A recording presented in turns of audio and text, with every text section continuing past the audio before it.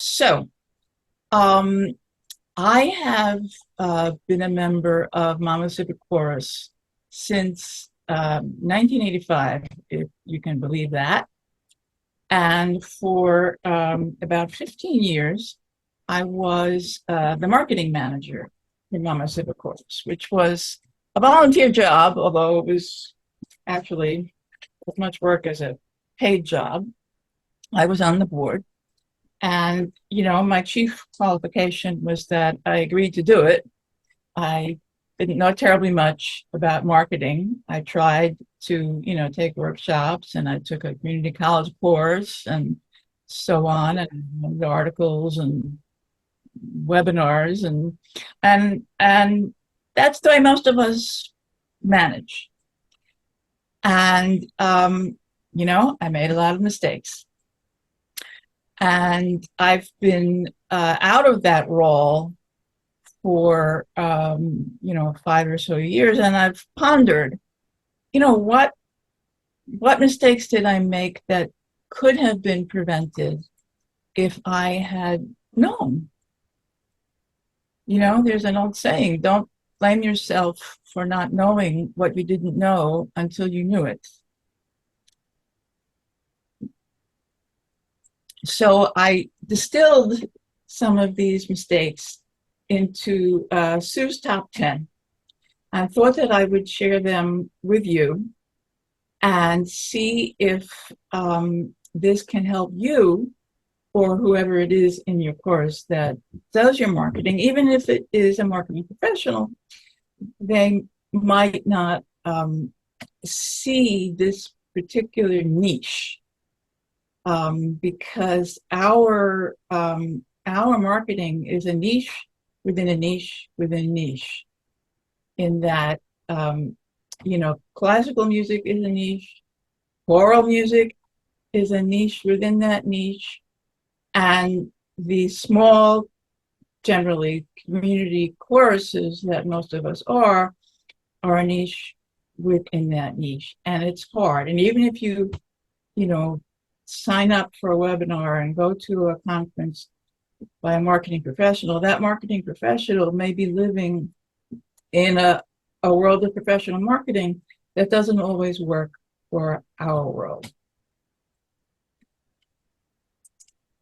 So, although, of course, there are plenty of reasons that we make marketing mistakes, the primary reason being that we are humans and we're fallible, there are a number of mistakes that I think we make because we believe something that is not true. We believe a marketing myth, either because we just naturally make that assumption without having examined it, or because we have heard it. We often hear these kinds of things in presentations, and we don't realize that they may apply to some situations, but they don't really apply to our situation.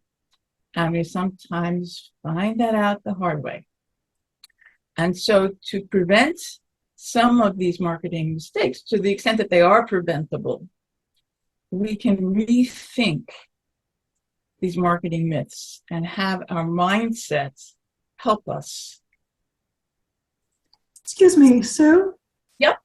Are you sharing your slides? Because I'm not seeing anything. I don't know what everybody else is seeing. You are not? I have screen sharing. Is any... I'm just seeing a black screen. Yeah, I don't see I anything. am too. It says you're screen sharing, but we don't see anything. Which screen are you sharing? Hold on a minute, because I need to start over because something is not right. I stop share and share again.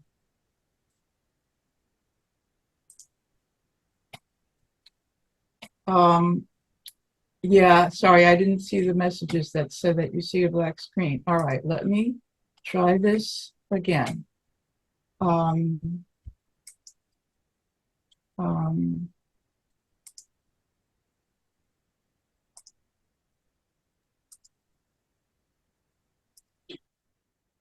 So you might figure this out yourself, but the only thing I can think of is that if you have multiple, especially if you have multiple, if you have two screens, you might be sharing the wrong one. Yeah. Um, Or even multiple applications on the same screen. yeah. All right. All right.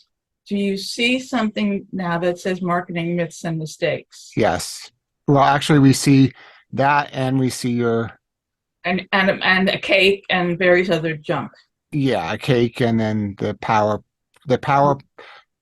like on a Mac, and then Yeah. All right. like I'm going to two click two play. PowerPoint things, and Perfect. It's going to Yep. back for a minute, but at this point, that's it. You got it. okay. And everyone can see the thing that says marketing myths and mistakes and not see a cake. Correct. Correct. Right. I don't see it, guys, but it could be because of the way I had to get into this meeting. So go ahead and do this, and I'll see it when it's posted Okay. on. If you wish, there's a copy of the slides on our website on the NJCC events page. I put that link into the chat at the beginning of the meeting. There is not a great deal of verbal content on these slides, by the way. It's mostly pictures. But if you want, you could download it, you could print it, you could take notes on it with a pencil, whatever seems to work for you. I can post it again. Okay. So this is just, I can find it. a rehash, kind of an overview of how I'm approaching this. That I picked, marketing mistakes that are based on marketing myths. And these are things that really happened. Mistakes made either by me or by somebody else. So the first and most important myth to me is why marketing? What is the purpose of marketing? And I think many of us just assume that that answer begins with $, that marketing is for making money. And this can lead us down paths that are not constructive. Of course, we all need money. And of course, we all want to sell tickets. But that is not the guiding principle. Because when we use that as the guiding principle and we slather our website and our flyers and our whatevers with donate and support us, it is alienating to the audience. Especially if they are new to you. If the first thing they see is give me money, they will back off. I went to a session by a professional marketing person who was a single woman, and she said, marketing is like dating. I will not go to bed with you on the first date. Treat me like a person. Take me out to dinner. Get to know me. Then I'll think about it. It's the same thing with buying tickets, and it's the same thing with donating.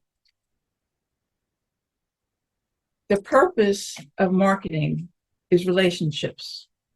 The purpose of marketing is having people who are your friends, so to speak, friends of the organization, people who like the music that you do, people who like the people in your organization, people who think highly of the chorus, and then those feelings of relationship are what motivate them to buy tickets and to donate.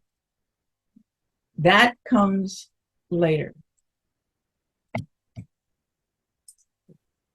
So this is the website of DCINY, Distinguished Concerts International in New York, which is the organization that invited our members to sing at Carnegie Hall.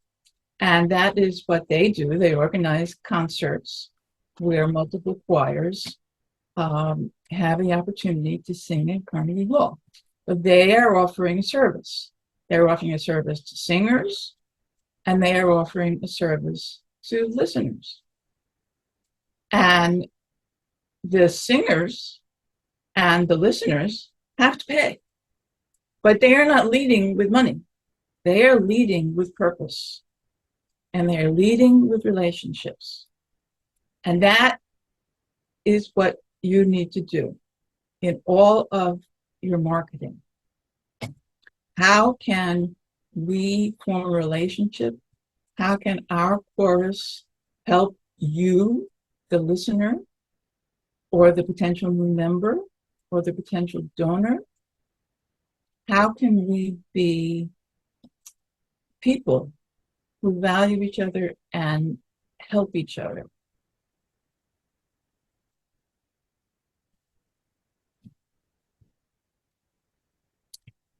Any thoughts or questions or comments about this? This is Sue's number one myth.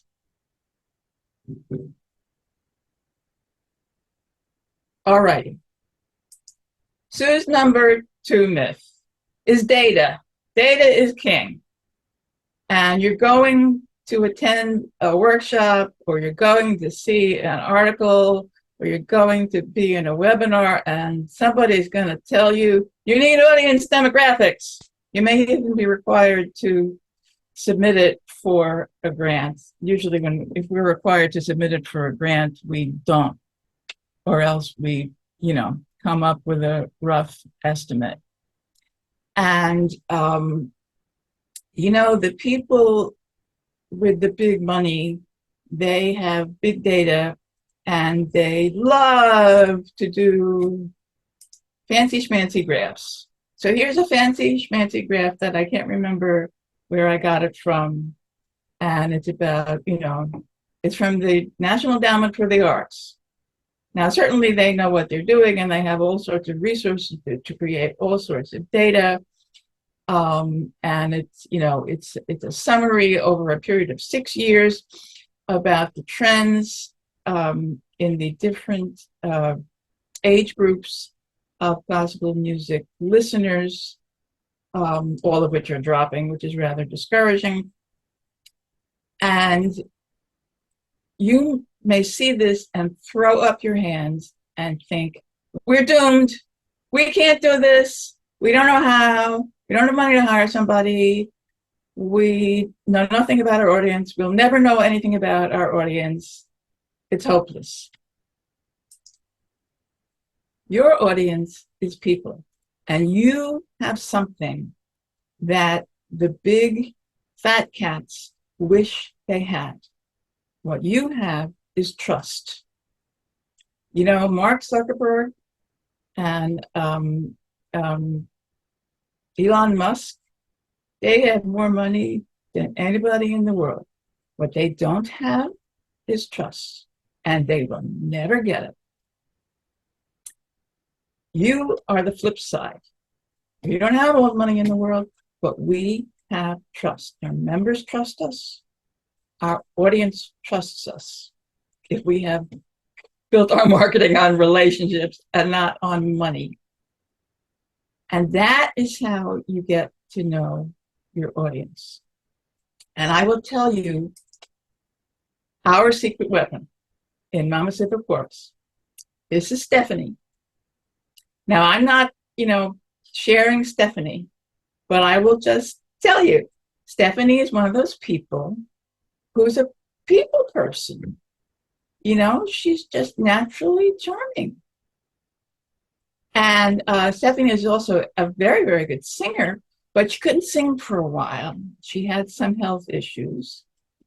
And, but she was still healthy enough, to come to concerts. So I turned her loose in the lobby before the concert and at the intermission and on the way out. with a clipboard. And she just sort of walked around chatting. She had a little form where people could sign up for the mailing list if they weren't already on it, especially if you're selling tickets at the door. Unless you have an app that, like requires their email, those people probably aren't on your mailing list yet. Those are good people to talk to.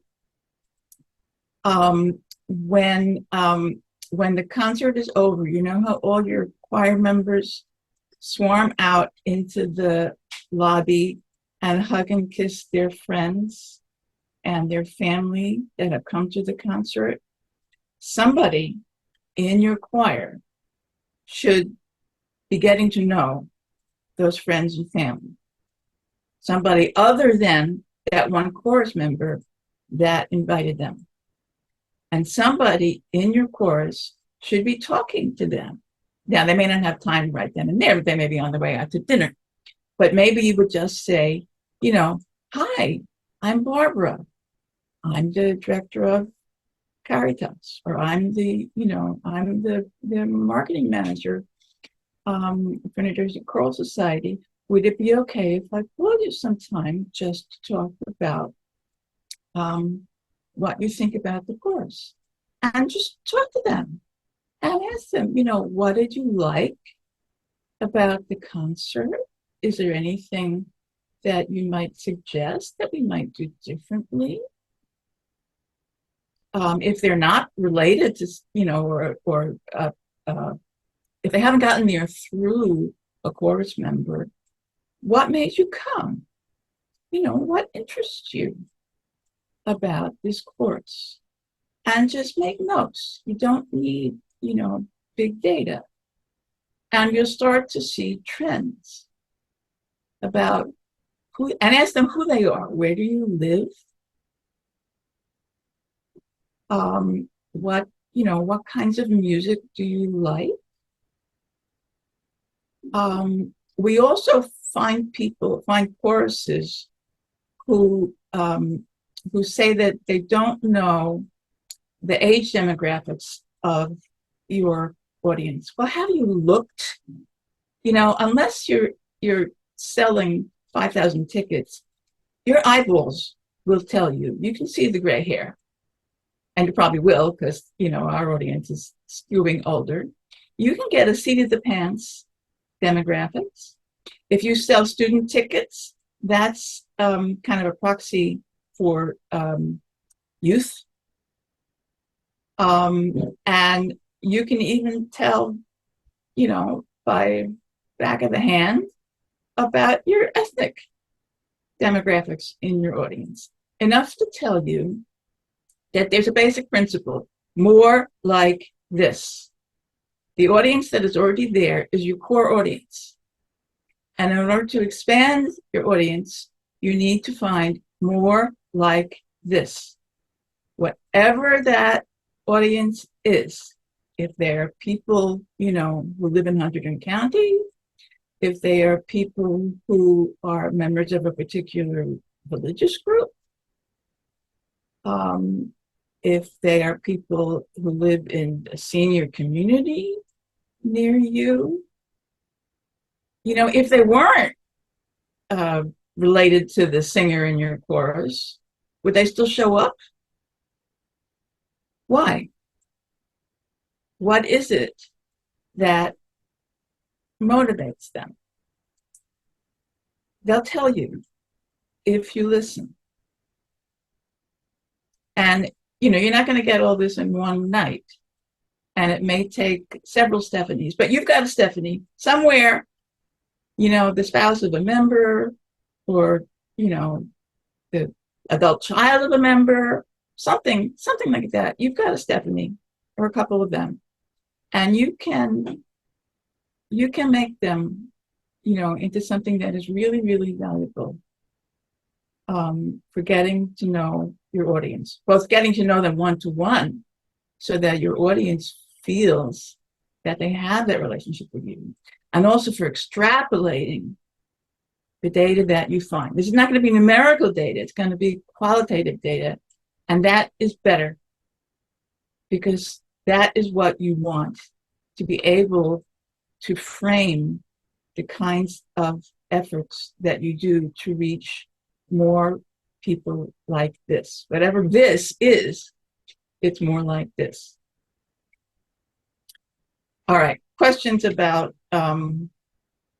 well, you know, Stephanie and the whole concept of getting to know your audience.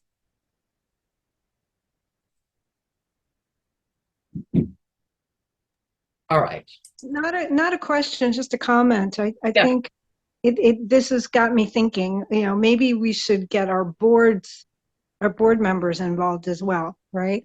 So it's not Yes. just Stephanie, but, you know, really making it an initiative with the board to, you know, we don't have performances, or, you know, Princess Society Musical Amateurs has readings once a month, but if we can get our boards engaged in, instead of having the conversation with the same people you always have a conversation with, seek out, in our case, the younger people who are there. Why are you there? You know, having those conversations at our break kind of makes some sense. So this one resonates with me. Thank you. Yeah. And, you know, we all have boards. Some of our boards are entirely our singers. Some of our boards have community members. But all of them can be part of this, you know, this outreach. They may not all be, you know, Stephanie, they may not all be the charming type, but they might know the charming type.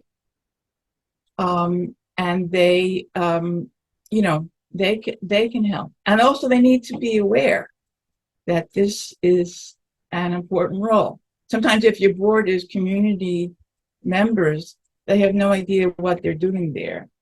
They don't feel, you know, that they have a constructive thing to do. This is something they can do. And if they're out in, you know, in their non-chorus community, they can do that too, you know.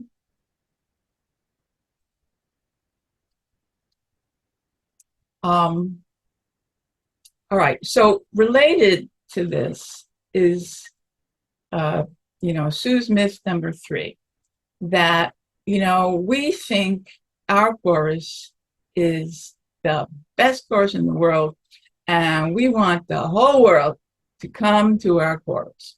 And we want our marketing, you know, we want a billboard in Times Square. And we want, you know, everybody from the entire state of New Jersey to come to our concert. Well, the trouble is that we're a niche within a niche within a niche. And a lot of that money that you might spend on marketing to the whole world is going to be wasted. Now, this is something that came into my mailbox. That's advertising dog food. You may have gotten the same thing. I do not have a dog. I do not have a cat. I am allergic to dogs and cats. I am a very bad market niche for Chewy. They spend a lot of money on mailing these things. Somebody somewhere, somebody is going to tell you about every door mailing where you can pay to have a flyer about your concert sent to every door, every household in your community. It's going to cost you a bundle for the printing and the postage. And if you are extremely lucky, you might get 1%, 2%. We don't even throw the thing away. And then you might get a couple of them, maybe buy a ticket. It's not worth it. What we do is local, and there is nothing wrong with that. It's fine. You're part of your community, and your community is your home, and that's where you need to focus your marketing. That's something to be proud of. It is not a disadvantage. And it's something that you can use to your benefit. And people in your chorus people on your board are active in your community and they know other people in your community and they can bring your flyers to other people's events in your community and they can put them up on bulletin boards. Now, I don't know if you are members of Discover Jersey Arts.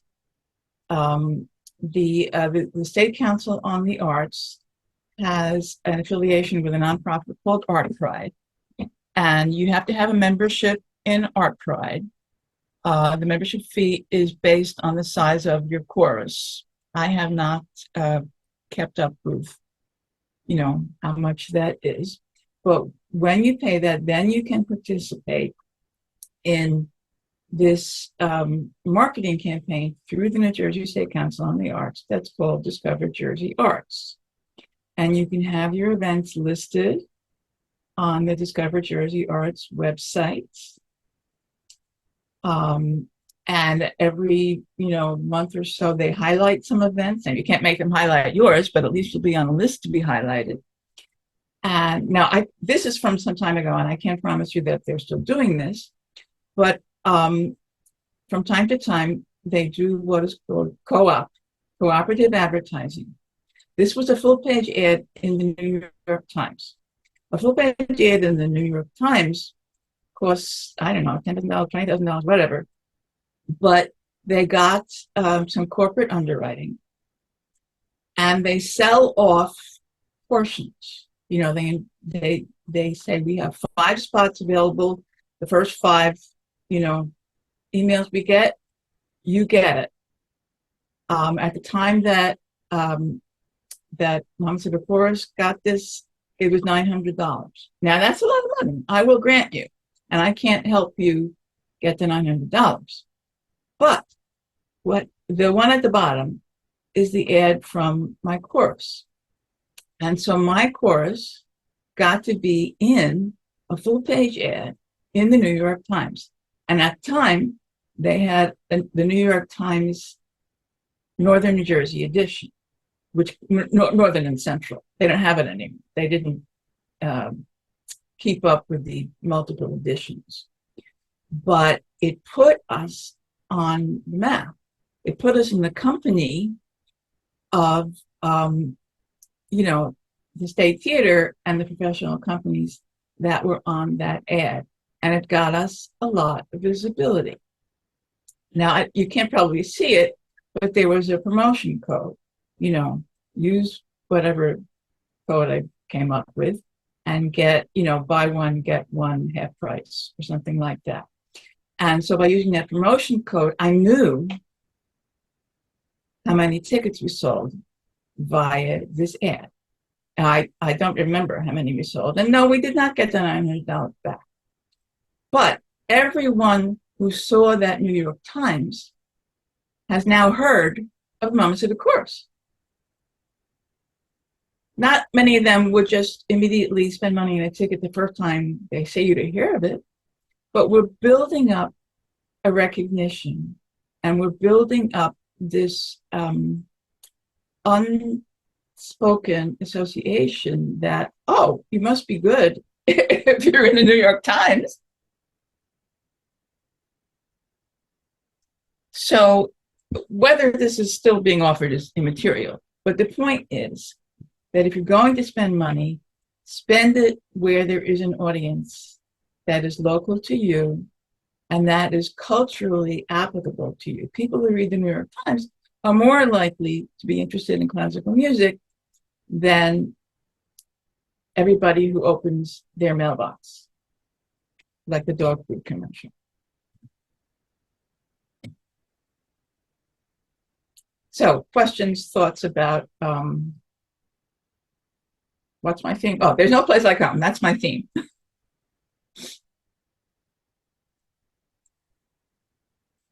Okay.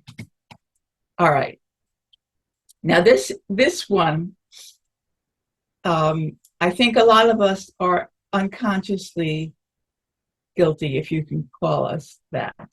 We want to present ourselves in the best light, and we want to look good. Of course we do.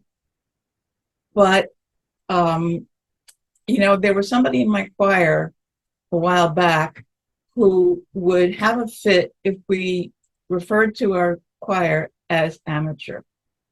He said, no, we're semi-professional. The fact is, we are not. Because semi-professional means that some of your singers are paid. None of our singers are paid. There's nothing wrong with being amateur. Amateur comes from the Latin word for love. We sing because we love it. If you present yourself as something that you're not, I don't know if this is going to work. I have to take a little. Maybe. I'm just dreaming sometimes, but the world would be without dreamers like you. Maybe I just saw you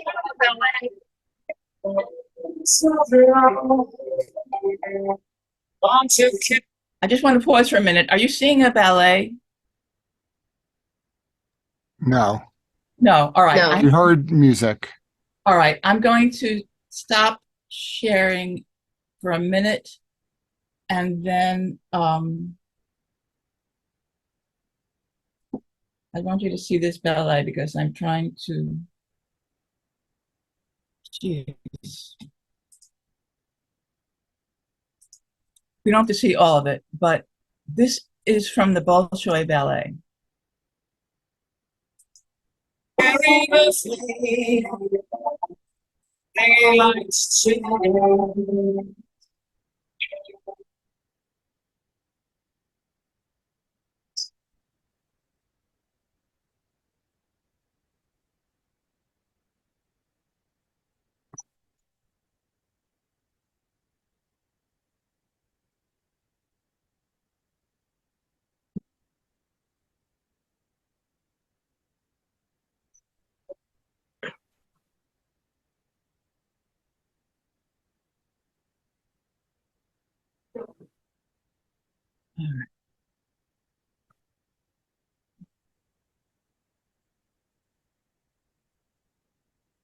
Okay.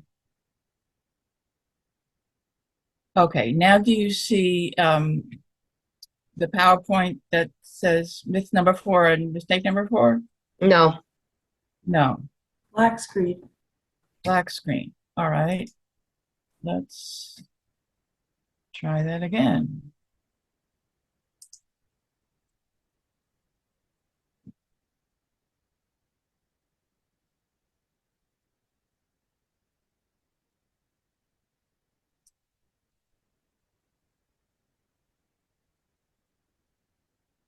Okay, now do you see myth number 4 and mistake number 4? Yes, Okay, do you see click to add notes? Yes. yes. We don't want you to see that. Okay, You're in let's, presentation mode, right click and get out of presentation mode.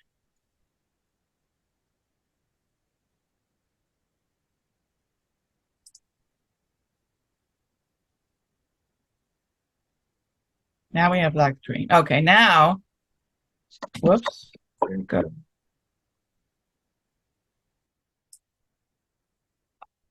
I give up. What do you see? Marina, what do you see? I don't see your share at all. So in the chat, I just sent the link in case people are having the same problem I'm having, where you can go to our website and click on the presentation and bring it up on your computer. So I've been following your presentation through the posting that you did, Sue. Okay. Right, and right now, you're not sharing, we're just seeing each other. But All you right. may want to explain the point of the ballet because I'm not sure it came across very well. Yeah. The point is that the Bolshoi Ballet never performs to rock music. They perform only to classical music. And yet they went to a lot of trouble to create this video with ballet to rock music. That is fake. They are trying to present themselves as something they are not. Anybody who is a fan of rock knows better. And anybody who is a fan of classical ballet knows better. I don't know why they did that. But, big organizations can make dumb mistakes, not just, little ones like us.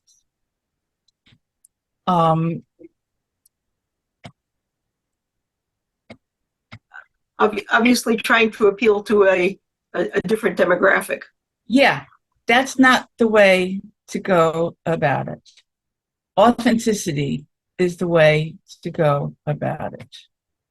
All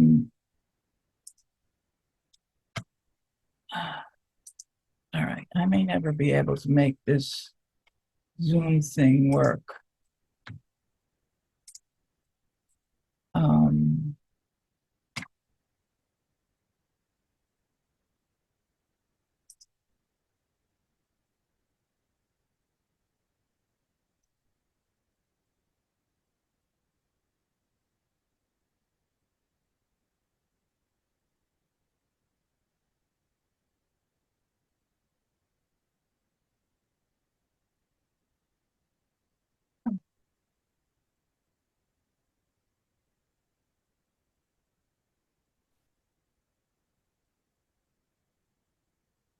Sue, I could share the file you sent me if you want, but I have 2 slides per screen.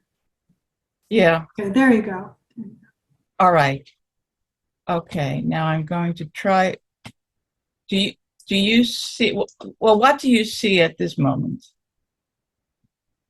We see basically your screen. We see, the panel at the top. We see the other slides on the left, and we see the big one in the middle.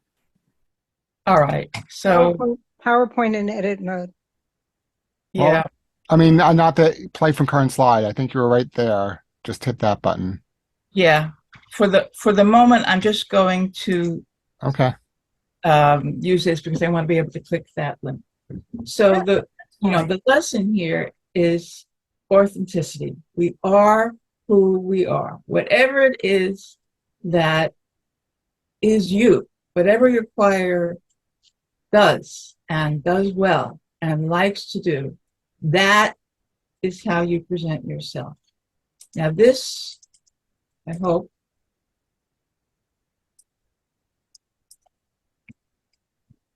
maybe not. Alrighty then. Control click might do it. Yeah, control click or right click.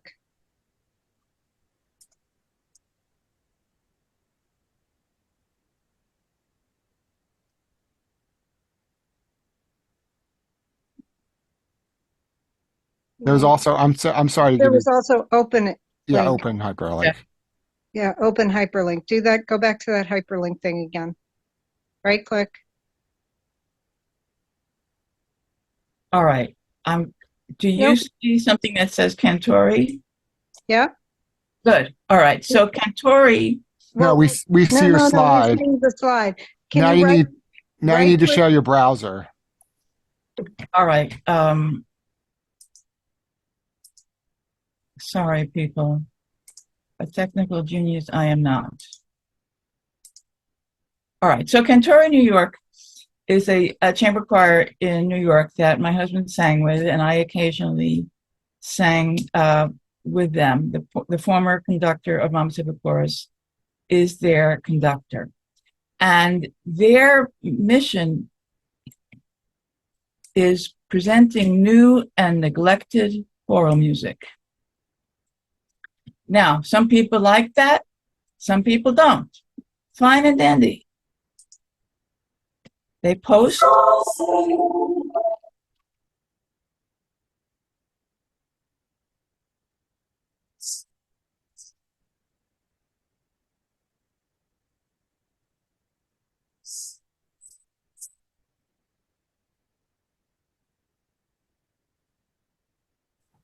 I don't think it's really playing. Can anybody hear that? No, No. I don't hear anything. I mean, I heard some music briefly. All right. I won't fuss about it, but you can see it anyway. Yes? We just see one Yeah. screen. I don't know what Okay. we, All right. So this composition, Fire and Ice by Philip Lasser, can you see those words? So that is the music that is posted on their website. It is a recording of them singing it.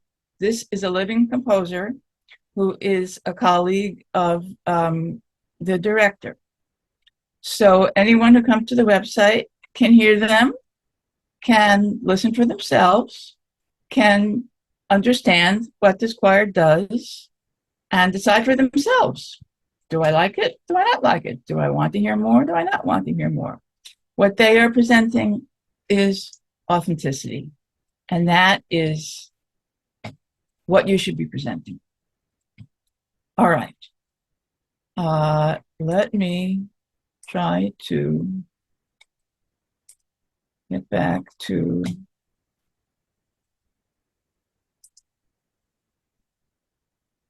PowerPoint. Okay.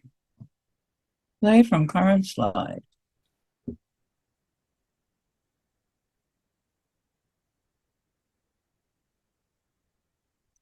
Okay. So, do you see this slide that says rethink number 4 and redo number 4? Yes. All right, good. So, are there any questions about the concepts? Basically, we are who we are. Now, you as a marketing person may find this bewildering. And if you do, that's because your course doesn't have a good mission statement. It's not up to you as a marketing person. It's up to the board to have a good mission statement for your course. If you don't have that, that's a collective effort. But if you don't know what your mission is, then you can't market it. And that relates to the issue of brand. And that most people think that a brand consists of 2 things, your name and your logo. And that's not enough. That may have been the origin of the term, like branding a cattle, but your brand is really more than that. And your brand has meaning and has emotional impact to people and has authenticity and validity. And you need to be true to your brand. And surprisingly, some very well-known companies don't understand that. And here is one. And this is true. This is really an example that I found by searching online for examples of bad branding. Harley Davidson, which is one of the best known brands in the world, decided to market cologne. This is hysterically funny. It was also, I'm sure, hysterically expensive. It is absolutely ridiculous. And if they don't know what their brand is, nobody else does either. Sue, can you change the page? I'm sorry, what do you mean by change the page? You don't are see, you showing something? Don't you want to show us the Harley Davidson? you're not seeing Harley Davidson? No, No. we're still on Rethink 4. Then, But we see your cursor moving.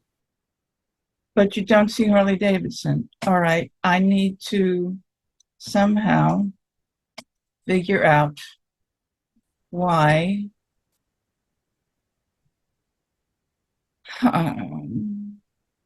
I see Harley Davidson. See, that's my problem. The screen sharing is not working. Now we see it. Yeah, now we see it. You got it. All right, that's the best I can do. Okay. Harley Davidson, whoever is the market for Harley Davidson, they don't want to buy cologne.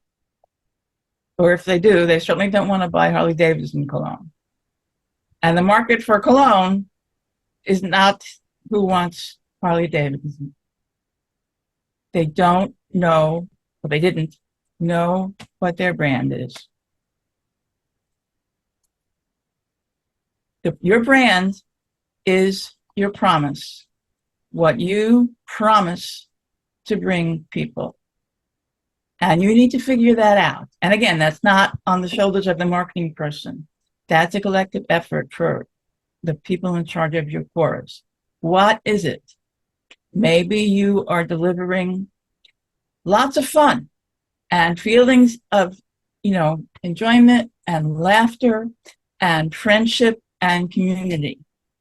Maybe you are delivering a religious message.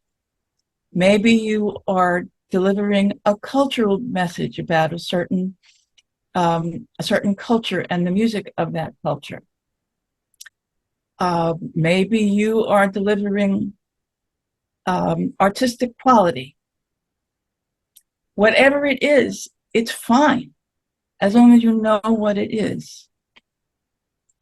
This is a choir that you may have heard of. This is a British choir, Tenebrae, which is a small, highly specialized, very, very high quality a cappella, primarily Renaissance choir. And in December, I think, they were doing an American tour and they performed in Morristown. Some of you might have seen that because it was listed in our newsletter. And my husband and I went, and the place was sold out. It was a big church. Everyone there was, a choral music junkie, and they knew what this was, and they expected the best, and they got it. It was overwhelmingly beautiful. Now, I don't know if you can see, but their slogan is passion and precision. That's their mission. And they deliver on that mission. And the emotional and musical impact of that concert, which was about 2 months ago, is still with me.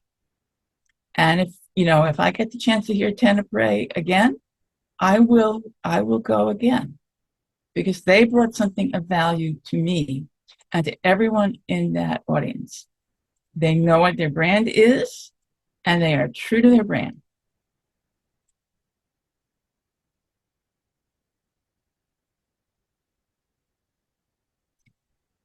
So questions, comments about brand?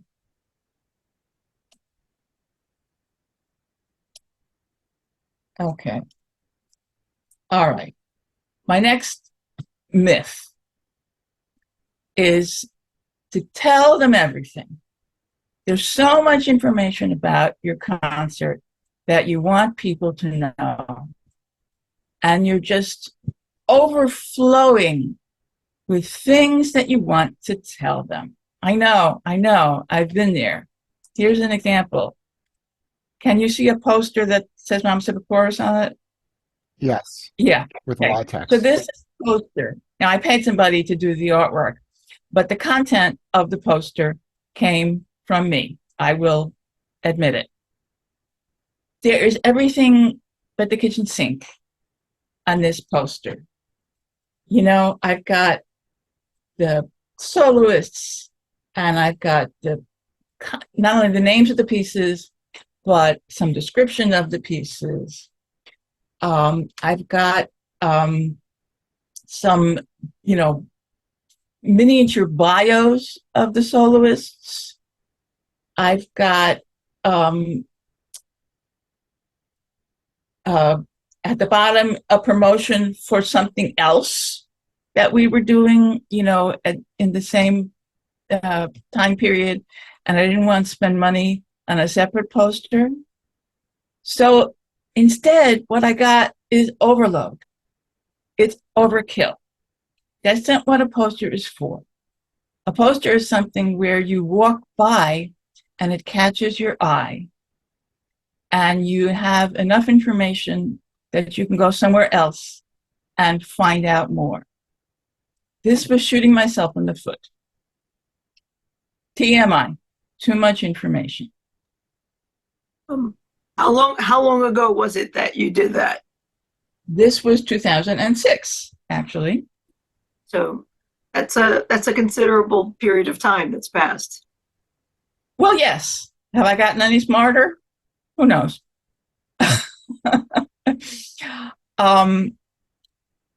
Now, I would like to point out one good thing, which is the title of the concert. And I was just reminiscing about this with my husband, Jerry, who is also a member of Monmouth Civic Chorus. This was I don't know if you can see this, this was a performance of Stravinsky's Les Noces, which is a fabulous piece that is set for chorus and 4 pianos. And on the same program, we did Belshazzar's Feast with an arrangement for 4 pianos, because once we're going to have the 4 pianos, we might as well, make use of them.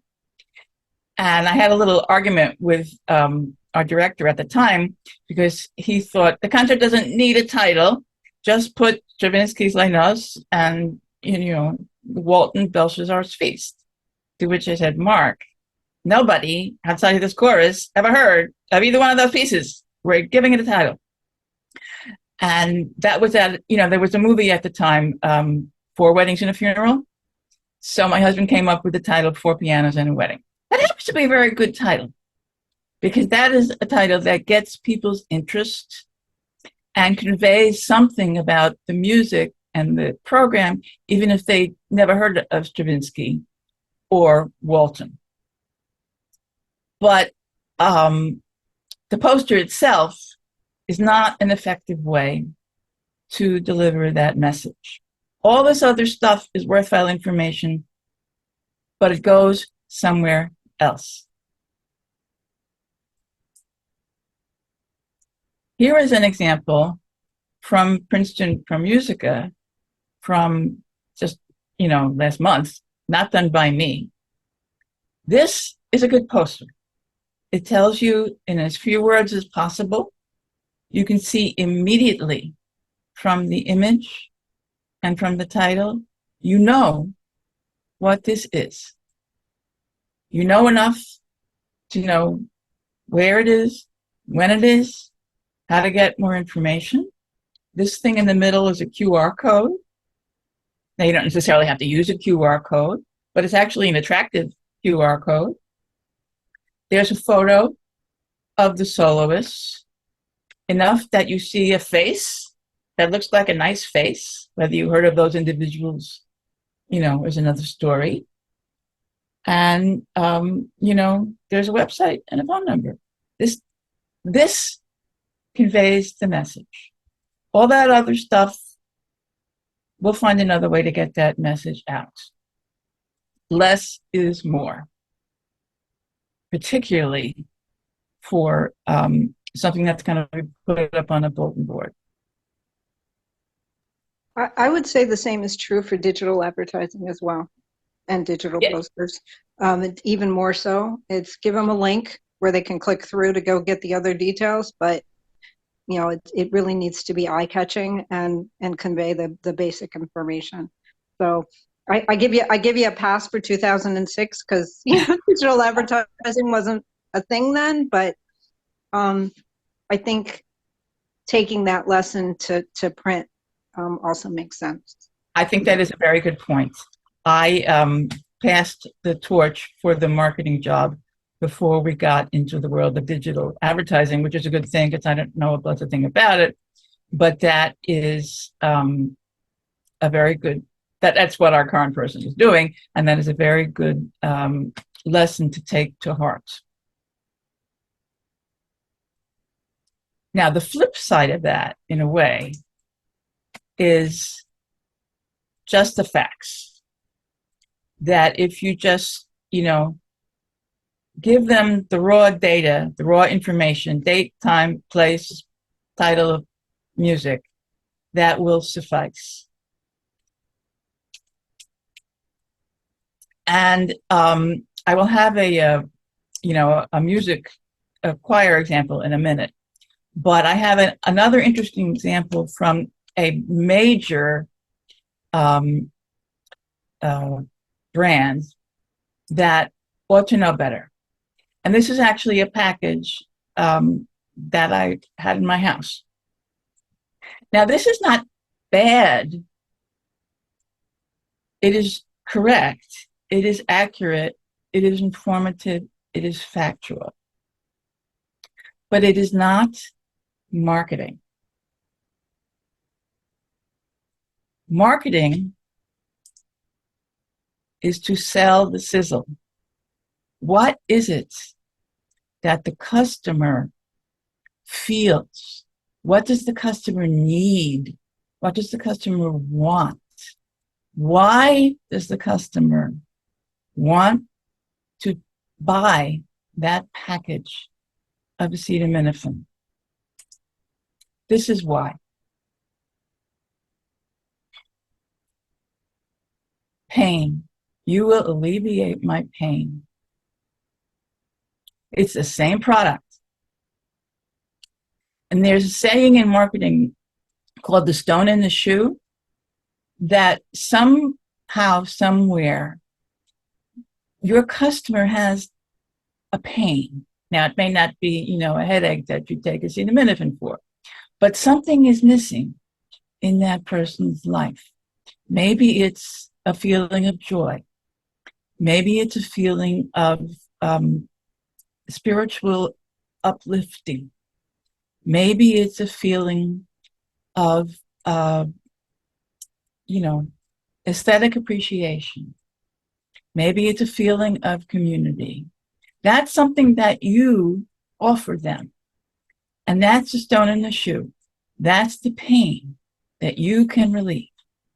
And you want to find a way to show that in your marketing, whether it's visual or auditory or digital or, print.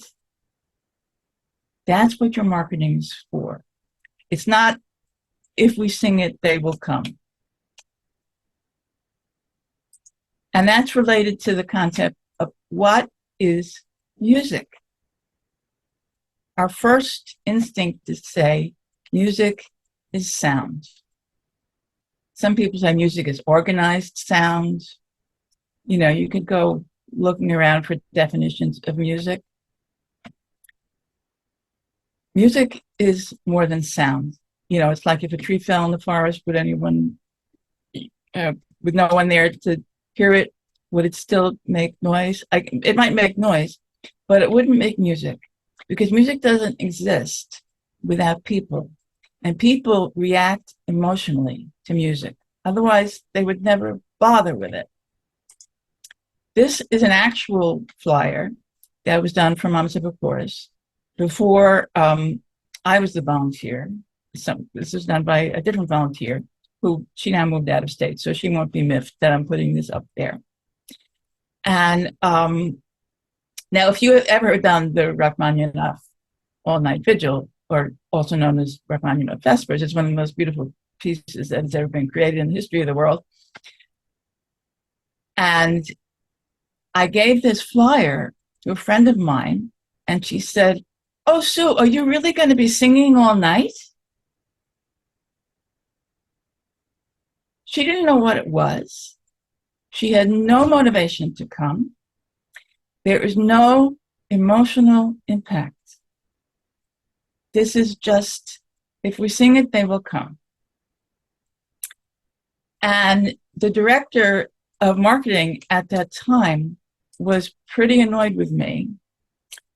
But she didn't understand the principle that music is not sound. Music is feelings.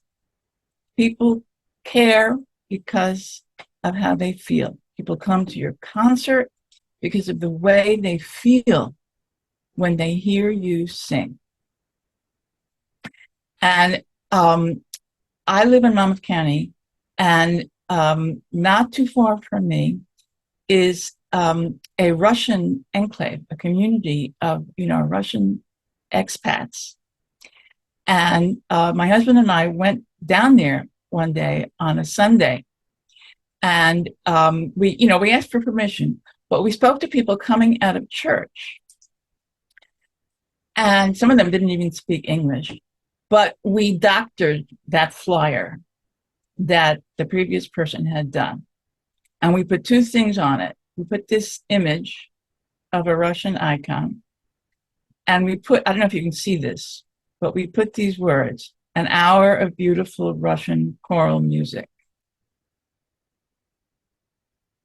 So even if they couldn't speak English or read English, they could see the icon, and somebody could translate for them to tell them when and where the concert was. And even if they knew who Rachmaninoff was, they might not have known. They might have thought that all-night vigil was all night, because they actually do an all-night vigil in their church. But this was enough to tell them that the concert's only an hour long, that it's beautiful, that it's Russian choral music. And when we did the concert, there were a lot of people in the audience who were speaking Russian to each other. And there was even the Russian Orthodox priest in that beautiful long black robe with a great big silver cross around his neck. So you need to find a way to put feelings into your marketing, feelings in visual images, feelings in words, feelings in sound if you're doing it online. That's what music is. Thoughts about that?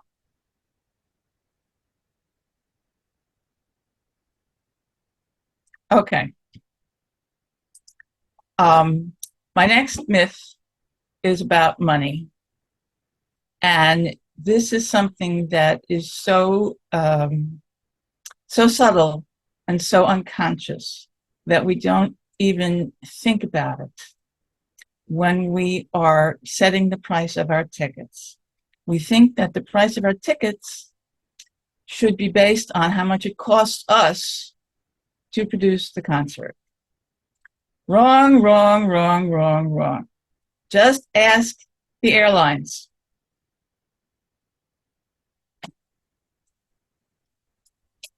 When you're on a plane, they don't base that ticket price on how much it costs them to fly you.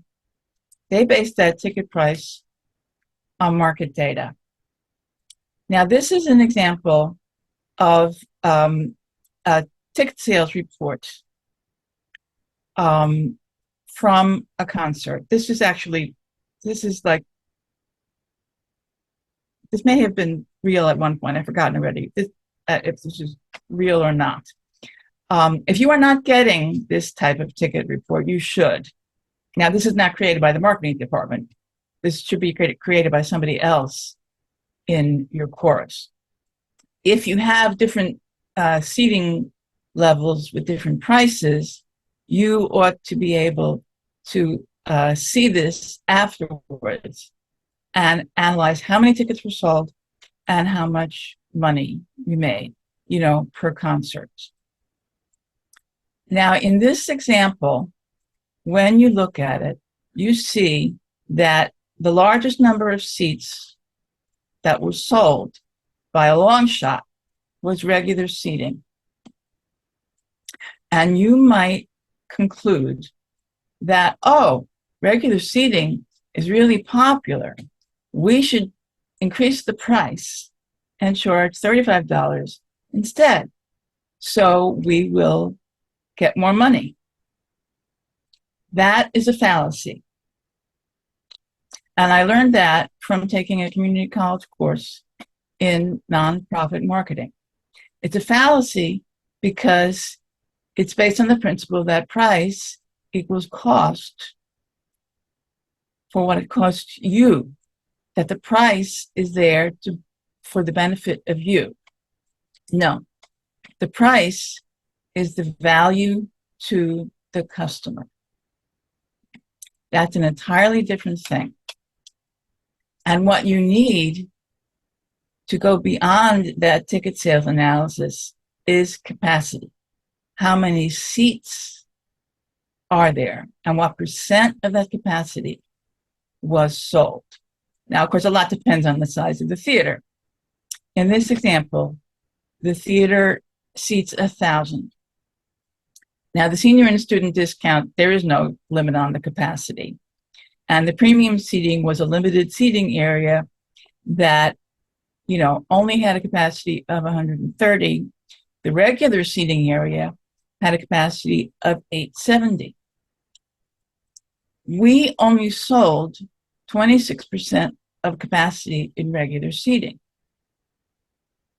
Based on the principles of supply and demand, there's a low demand for regular seating. Don't raise the price of regular seating. The premium seating is 94% capacity. It is almost sold out. So if you see that trend, then that's an indication that you can raise the price of the premium seating, because that is your biggest demand.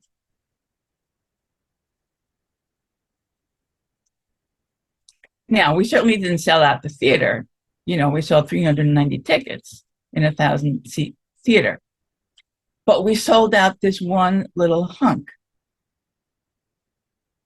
Now, depending on the, layout of the theater, you might be able to increase that capacity, the so-called good seats. That's a different decision. But if your audience is telling you something, they're voting with their feet, they are willing to pay for that premium seating. So somebody somewhere in your chorus should be coming up with this kind of a chart. It's not the marketing people that do it, it's somebody else to give it to the marketing people.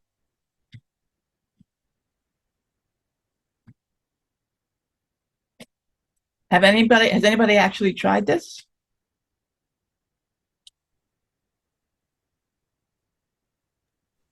We have capital singers, we have student or senior, but we don't have different price seating because we're just in churches. There's no way to. Yeah. I mean, you might not have, a different a premium seating, and that's okay. I'm not saying that you must have that. What we do is that the front of wherever it is that we are performing is reserved for subscribers. And if there are any left over after the subscribers get them, then that's premium seating. But we don't do it for we do it for the holiday concert, which is usually at the Count Basie Theater, which seats 1,500, and we never sell it out. But we often sell out the premium seating because that's where the demand is. So when you are thinking about your ticket prices, think about supply and demand. Because if you raise the price of this one, you might actually turn people away. You might not even get those same 225 people because they might be deterred by the price increase. Because this is a low demand and this is a high demand.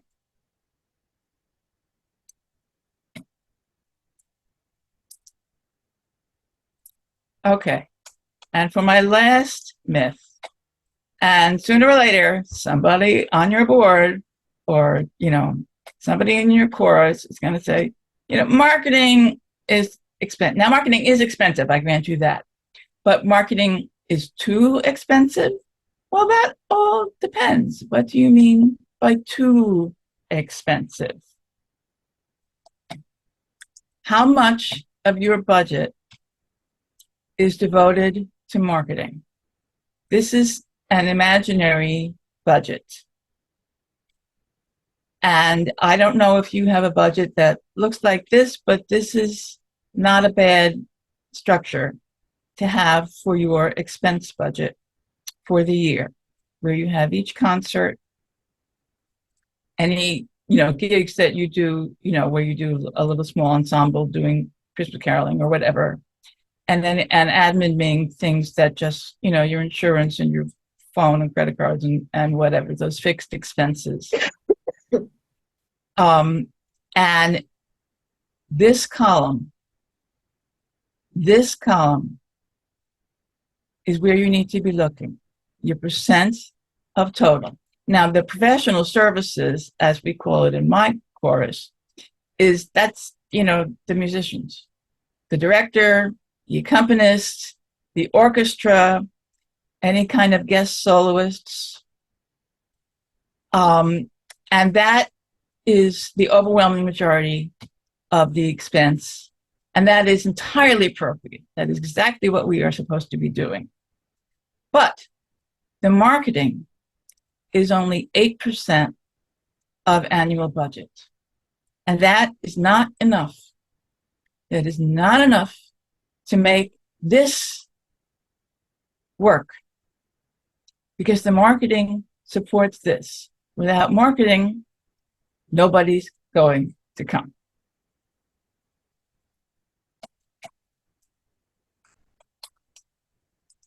What you need to be thinking instead, and what you may need to be telling people who think marketing is too expensive, is that marketing is necessary because your audience is necessary. With a few rare exceptions, like a school where the parents come whether they want to or not, or church worship service where the congregation is there, but not necessarily there for the choir. You have no reason to be without an audience. Even the friends and relatives of your singers will not be there without marketing, because your singers have to give them a piece of paper or something. You have to have a website. You have to have, at least the bare minimum of marketing.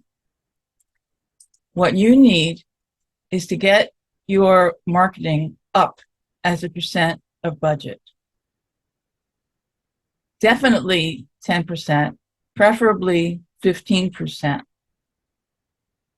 And you may need to rethink, well, where am I going to get that money from?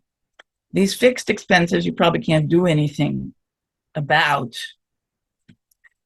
You might want to have a discussion with the director or with the board about being a little conservative, just scaling back a little bit. This total professional was $33,200 in this budget. In this budget, it was $35,200. So I'm going back to the previous example where marketing is only 8%. So this was 15, 10, and 10 of how much we spent on each concert. So I cut this concert by 1,000. I cut these concerts each by 500. This concert in my imaginary choir was the holiday concert, which is the big event that, it costs more to rent the theater and so on and so on. But also, we get more audience. So by making those relatively modest cuts in the music, that freed up enough to spend more on marketing. So we have a question. Yeah. Is the amount, the proportion of what you might spend on marketing related to the size of the choir, or is that just a generic recommendation? That is generic. That's not related to the size of the choir or the size of the audience. It's just a good rule of thumb. Thank you. And this, making this adjustment where you spend more on marketing is not something that you as a marketing person can do alone, and you're going to get pushback. And yes, I know it hurts. And yes, I know it's going to take a while to see that return on investment. But as long as your marketing is based on all the other principles, that you are true to your brand, that you know what your mission is, that you are focused on relationships, that you convey the emotional impact, that you give the right amount of information for the format, that you follow the less is more principle, then this spending a couple $1,000s extra on marketing is going to pay off. It's going to pay off in your ticket numbers, and downstream, it's going to pay off in your donations, because those same people who come to your concert and who feel that emotional commitment and that sense of personal relationship with you will be motivated to donate. They're not motivated to donate if they feel that all you want is cold hard cash. They're motivated to donate because they like you. They care about you. They think that you care about them. So we have a question about whether you have recommendations on where to spend your marketing money. Where specifically? Where's a good place to actually spend that marketing? Is it newspaper or video or what? Ah, interesting. New York Times, Yeah. Well, newspaper and all print media are fading away. That is the truth. I said that the New York Times cut out their New Jersey edition because they know that the print version is shrinking. And many of their former customers who got the paper delivered are now virtual customers only, and the same goes for the local newspapers. I have a cousin who, he's retired now, but he was the editor of a newspaper in Iowa. And he said, print journalism is dying. They're trying to hang on online, but of course that doesn't generate the kind of revenue. The revenue for print was from advertising. Now, it's a pretty specialized skill to be able to create digital advertising for your chorus. And my chorus is fortunate that we found a volunteer who can do it. I do not know how to do it. And you might have to hire somebody. But if once that advertising is created, where would it be posted? Is it all social media, or do you recommend Art Pride for that reason, or are there specific local outlets that we should be looking for? I am not well informed about online advertising, but you should start with social media, because in social media, aside from the fact that you might have to pay somebody to create it, and social media, it's pay-per-click. So if nobody clicks on it, you don't pay anything. And you can also set a cap of how much you want to spend, so that you will not be sucker punched by spending more than you had in mind. There is also something called a Google grant that some people don't know about. They may have changed what they call it, but a Google grant does not give you money. A Google grant gives you something better. It gives you a free Google account. And now it isn't easy to do. You need somebody who's pretty techy. But if you are doing, the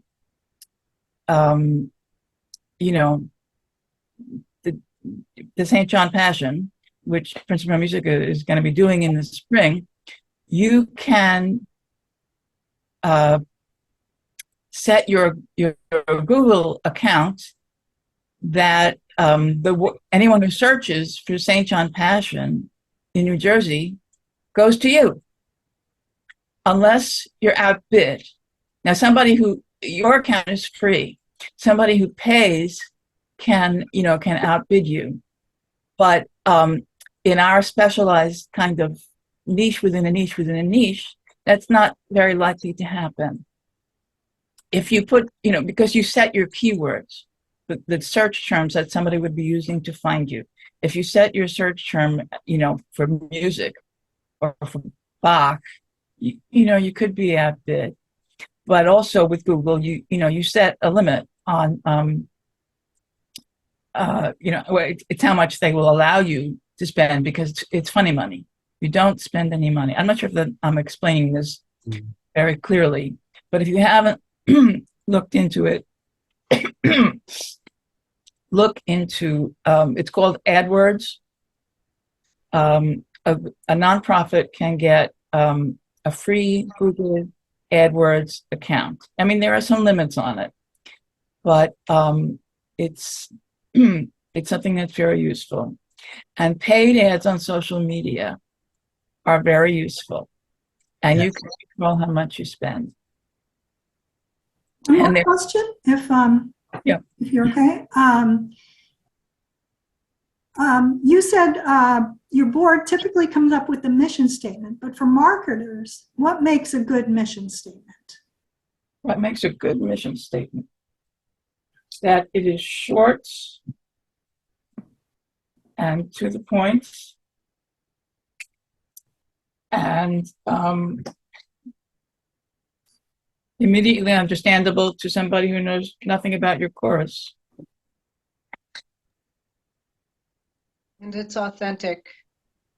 It's got to be what Yes, really truly drives you. your mission cannot be to be the best choir in the world.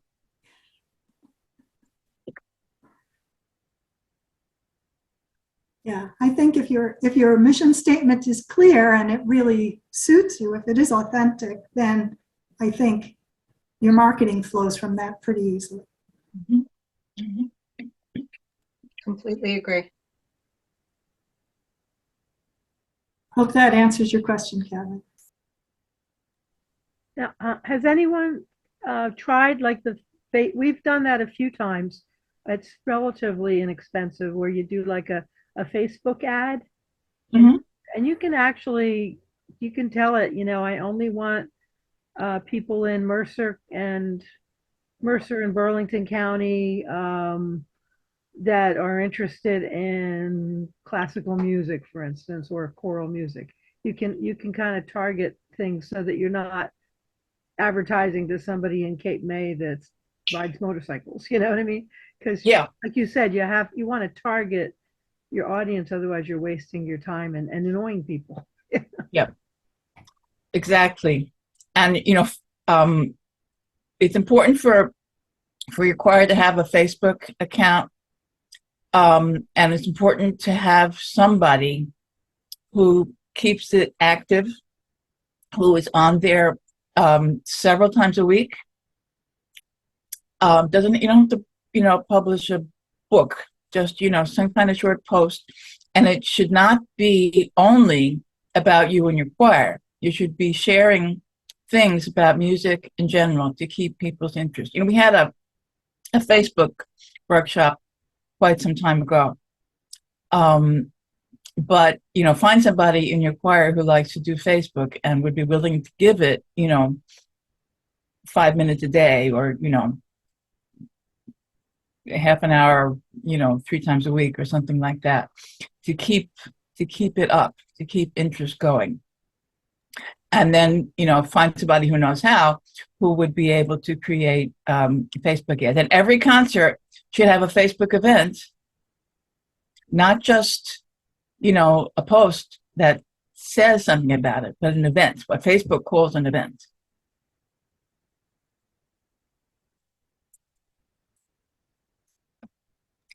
I just want to share one of the things I'm finding with the younger people, we're aging out also in our choir. Younger people are not using Facebook. They use Instagram and I can't think of the other ones. Twitter. Yeah. Twitter, and not even Twitter, I think is passe. It's Yeah, Twitter's going. TikTok. And TikTok. Yeah, TikTok. TikTok. Yeah. It's like, Yeah. oh my God, it's so hard to keep up with them all. It is. It's true that Facebook is an older demographic, and actually, that's valuable for us. But yes, Instagram is a younger demographic and it's entirely different kind of, mood and culture, and you need somebody who is familiar with it. Twitter is, in my mind, is probably going to self-destruct. TikTok has some concerns because people, are concerned about security because it's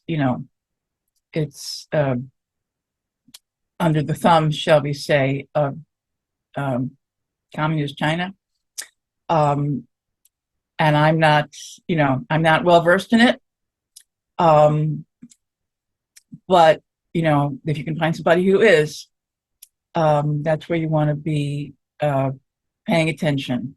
And that's where you want to be, spending some of your marketing money. So if I can ask, what have you been actually doing via Instagram, for example? Oh, I have no idea. Does somebody else know? I think that was Nancy Paolini. Yeah. Yeah, I have not used Instagram. We have sold some ads on when we have a big event like a Christmas concert. We'll put something on Facebook. But just when I talk to the younger, under 30 choir members, oh, did you see our ad? I'm like, no, I don't watch Facebook anymore. That's what we get. So, because I don't do Instagram. I have an account, but I don't use it. Thank you. Eric, do you know anything about using TikTok? No, is the short answer. Instagram I've used a little bit. You didn't ask that, but I've used it personally and also for Orpheus Clubman's chorus, but I haven't really followed how effective that's been. But TikTok, that's one I've avoided. Yeah, me too. For Instagram, what do you do with Instagram for the chorus? Basically, Instagram always requires, I believe, at least one photo and up to 10. And I posted let me take a look at the Instagram page and I'll tell you what's there. It's basically to promote concerts and events and rehearsals. But let me take a look. But I thought it was more chat based, though. I could be wrong. No, I mean, No? people Okay. can comment on them, Right, yeah. and there might be a chat feature on Instagram. There might not be, but you can develop an audience and communicate with your fans or whatever, Mhm. like through the comments, and that's very common. I mean, not necessarily on this Orpheus Club Instagram, but we have. So I promoted different like profiles of members Right, and okay. Sure. events and rehearsals. I could also do the next season. One of the good things about Instagram, well, good or bad, is that it's owned by Facebook. And so if you have a Facebook account, and you have to establish your Instagram account separately, but once you do, you can manage them both through Facebook. I'm not sure if you can go the other way and also manage your Facebook through Instagram, but on Facebook, there's something called Meta Business Manager that lets you post to both at the same time, and you can also schedule posts. One of the things, we could plan for another session or something on Facebook, and I'm not an expert, but one of the good things to know about if your organization has a Facebook page or an Instagram account is that you can schedule posts for a later time. Like as a an individual person on my Facebook page, like if I want to post something, I think you can save it as a draft, but basically you have to post it when you post it. But as an organization, you can schedule posts. So, for me and for other people who don't, you're not going to have the time to go on Facebook, 7 days a week or something. You could schedule 3 different posts throughout the week or 4 or whatever your number is. And I think it might give you it might recommend some certain times of the day, which you could, you might follow or you might not follow. Okay. Maybe we should have a workshop on Instagram. Yeah, I mean, but I guess we have a question what's the best. Well, I don't know. I don't know what the best social media are. So I can tell you for Orpheus, we have 3 social media platforms: YouTube, Facebook, and Instagram. We haven't gone into TikTok. And TikTok, as I understand, I don't know what the limit is. Maybe I can Google it. But basically, I think the videos have to be very short. Well, there are rumblings now that TikTok may be banned Right. because of the connections with China. It says now originally they could only be up to 1 minute. Now they can be up to 3 minutes. And I believe if you post a video right in Facebook, I think there's a limit of a minute or something. But yeah, I mean, New Jersey government has banned it on government-owned devices, and the U.S. government, I think, may have done the same thing. I mean, it's not. I think many users of social media are not really. This is just what I sort of gather. Like, I don't think the average user is really concerned about the Chinese government tracking what they view, but I could be wrong. I mean, I think I don't know, Jeremy. Maybe you're right, but I think. Well, I wouldn't count out TikTok. Yeah, I think there was some concern that the Chinese government was using TikTok for their benefit, rather than concerns about being simply tracking people. That they were putting in messages that there was some and I don't know that I would invest a great deal of time in TikTok. Okay, yeah, I haven't heard that, but then again, I don't know everything. My sense is that between the disaster that seems to be happening at Twitter and these issues about security at TikTok, I think the landscape is changing, and there are already some competitors that are popping up that are kind of small niche things, but I think it's going to play out sooner or later, and we'll find ourselves in a different social media world.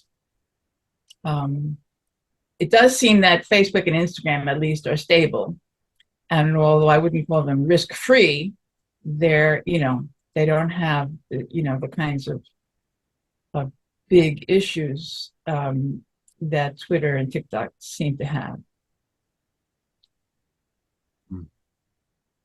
But this would be a good topic for a workshop, maybe in the fall, and maybe in the fall the situation will be a little clearer. Then again, it might be a little muddier, but it would probably be different. For a moment, yeah, I think that's the challenge. This is a constantly shifting environment. Mm-hmm. And I know that for Princeton Society of Musical Amateurs, we have a Facebook presence, but we haven't really done much on Instagram. Mostly because I, as the Facebook administrator, know nothing about that, and it's a cultural thing I'm not ready to step into. But and again, as I said, our demographic is aging, so we're still trying to figure out how to get people involved who can guide us, right? Because you need that guidance. Yeah, you need somebody who already knows gets the culture, right? Because you can't walk into that without being the old fogey who comes on and I can hear okay boomer already. Yeah. So that's a challenge. I think we're getting a little farther afield here, and we want to wrap this up. I think we have some good thoughts here that could form the basis of another workshop. As for this workshop, it has been recorded and it will be posted on the website so that you could rewatch it if you should want to, or other people in your chorus could watch it, and you don't necessarily have to watch the whole thing. You know, we could kind of ramble on towards the end. The annual meeting was also recorded. You don't have to watch that part. It'll be separate.